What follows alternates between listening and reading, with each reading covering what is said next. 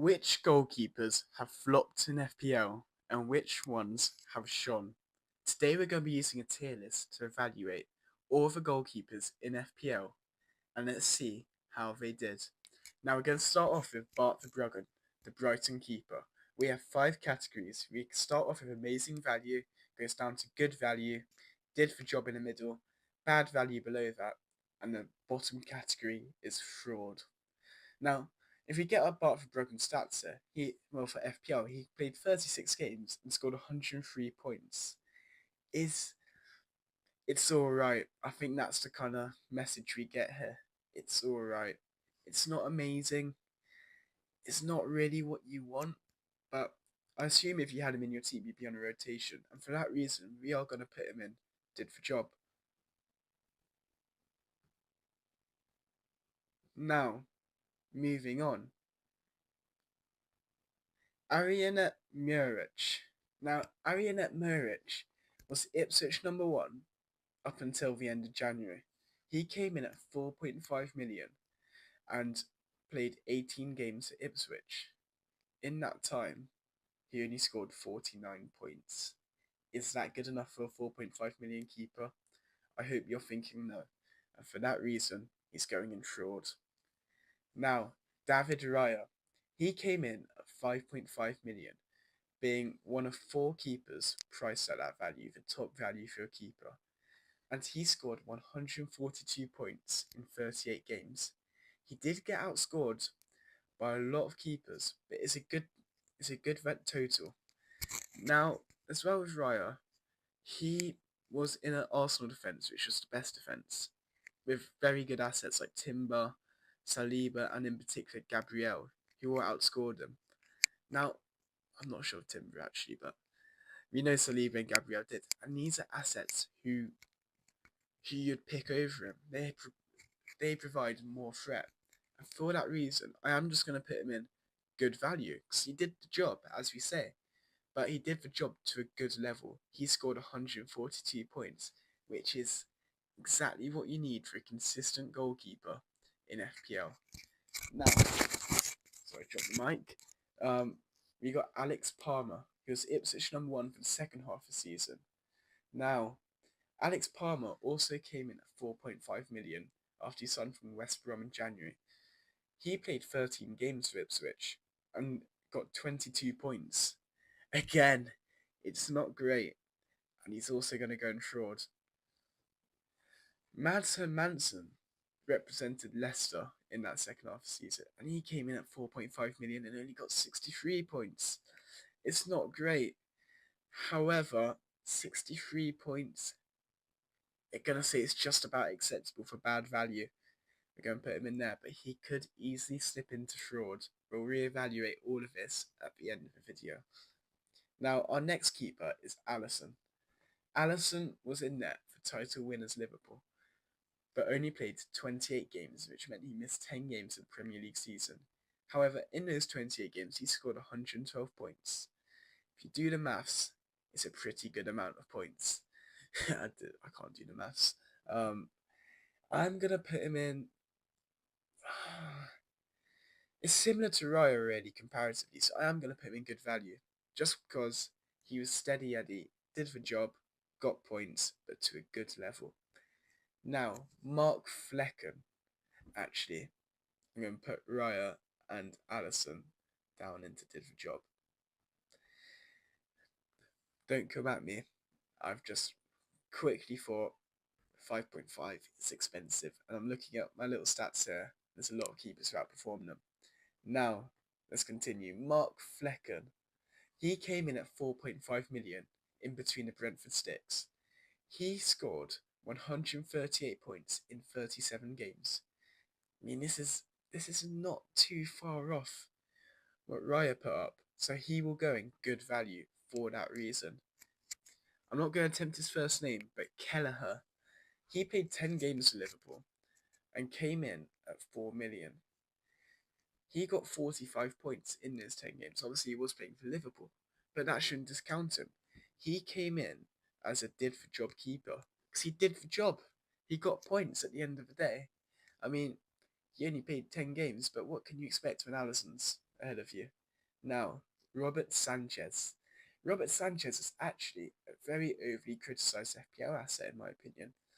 He actually got 126 points in 32 games for Chelsea, and I'd actually put him in good value. At 4.5 million, it's a decent return. Now, the only slight downside is that obviously Jorgensen as well is kind of competing with him. Obviously, Jorgensen did only play 6 games, though, and didn't quite prove as good as Sanchez. But that number one spot is a position Chelsea do need to upgrade this summer.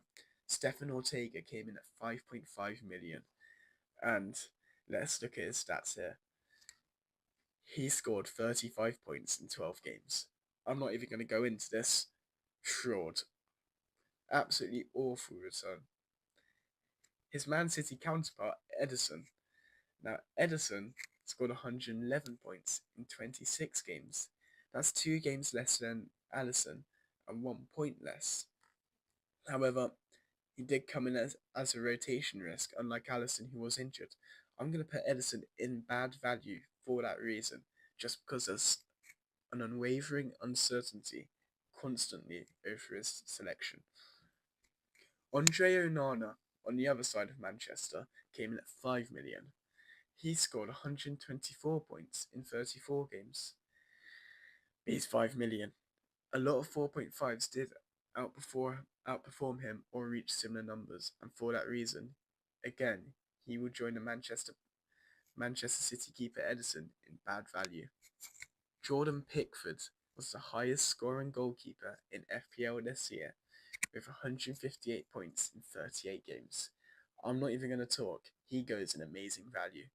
He outperformed all the 5.5 million keepers. Moving on, Martin Dubravka came in at 4 million, and for a brief spell, about February time, he started for 10 games over Nick Pope, who was injured. In that time, Dubravka picked up 44 points. He performed quite well in the Newcastle net, to be fair. I'm going to say did the job. This is 10 games, and he did the job. He got points and would have been, in that spell, a good backup keeper to have, or even start him. Now, Nick Pope, the number one at Newcastle, came in at 5 million. He was injured for a lot of the season. He played... I don't have the stats up. Okay, I'm just going to kind of go off my general knowledge here. He played 28 games in Newcastle this season. Would I quite say his points were up there with the rest of the 5 millions? No, definitely not compared to Pickford. For that reason, he will go in bad value. Matt Sells, on the other hand, was another 5 million keeper. He scored 150 points, the second most in 38 games. And for this reason, he joins Jordan Pickford in amazing value. Aaron Ramsdale came in at 4.5 million. After his move to Southampton from Arsenal, he started 30 games. I know I'm missing a few keepers here, so if anyone wants to drop them in the comments, I might be able to reply with where I put them. But he scored 97 points in these 30 games.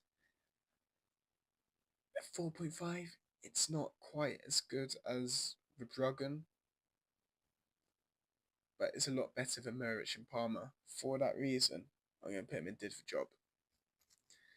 Now, Kinski came in at 4 million. He only played 6 games this season for Spurs.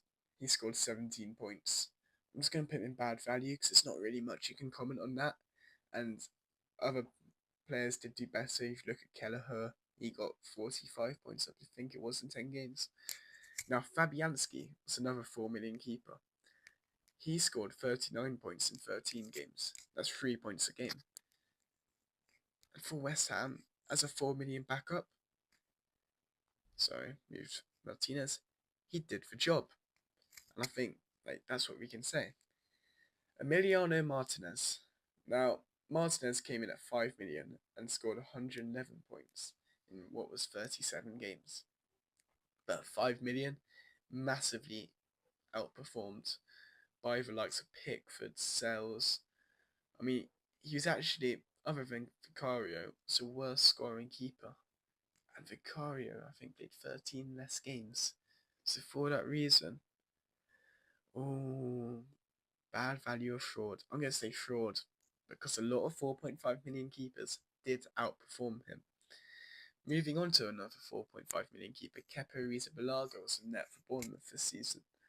Now, Kepa scored 106 points in 31 games. It's better. It's a better points per game ratio than Verbruggen. He actually got more points than Verbruggen. I'm gonna put him in did the job. So, but what do I move Verbruggen down? Well, let's see how the tennis is shaping up. Now, Bernd Leno came in at 5 million this season. He scored 115 points in 38 games for Fulham. Bad value. Bad value. I'd say bad value, yeah. I mean, it's actually not much more than Martinez. However, it's 4 more points. Let's take a look at how the 4.5 million is. So he got outperformed by Henderson, Flecken, Sanchez. I'll put him in bad value, I think. Now, Vicario played 24 games for Spurs and got 67 points. I'm actually just going to say fraud because Spurs are rubbish. Vicario is injured. Should be playing. Fraud. Jorgensen, fraud. Again, 4.5 million, 17 points in 6 games.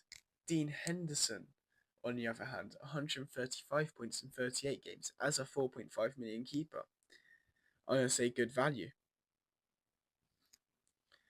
Alphonse Areola came in at 4 million and got 69 points in 25 games as a 4 million keeper. It's not fraud. I won't quite say did the job, only because he was number one for a large portion of the season, so I will say bad value. Actually no, he's the best scoring 4 million keeper. Did the job. Jose Sarr came in at 4.5 million and got 93 points in 29 games. And for that reason, I'm actually going to move Verbruggen down to bad value. Sarr up to did the job because Sarr's points per game ratio was a lot better than Verbruggen's. Now, here we have the complete tier list in amazing value. We got Pickford, Sells, good value, Flecken, Sanchez, Henderson, did the job, Alisson, Raya, Kelleher, Dubravka, Ramsdale, Fabianski, Kepa, Areola, Sarr. Bad value, we have Hermansen, Edison, Onana, Pope, Kinski, Leno, Verbruggen, and in the fraud category, the worst value keepers in FPL for the 24-25 season were Muric, Palmer, Ortega, Martinez, Vicario, Jorgensen. Now, I know there's a few questionable decisions in here, so feel free to comment any of your opinions, but I did hope you enjoyed that video. We will be doing a midfielders and a forwards one. Obviously, we won't be able to cover every, because there's so many players, we won't be able to cover everyone, but we'll try and do the mainstream players who are highly owned. Thank you for watching.